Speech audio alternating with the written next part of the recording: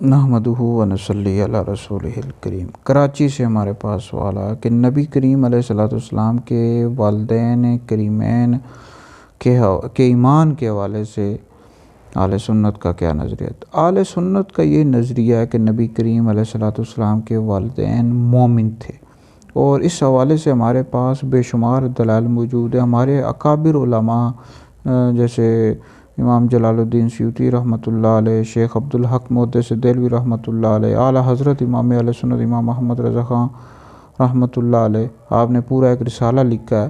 تو ان سب اکابر علماء کا یہ موقف ہے کہ آپ کے والدین مومن تھے، اور اس پر بے شمار دلائل بھی دی ہیں۔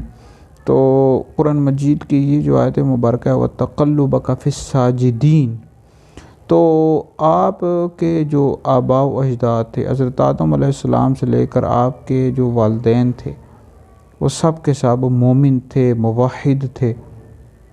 تو لہٰذا اہل سنت کا یہی نظریہ ہے کہ جو آپ کے والدین کریمین تھے مومن تھے اور موحد تھے۔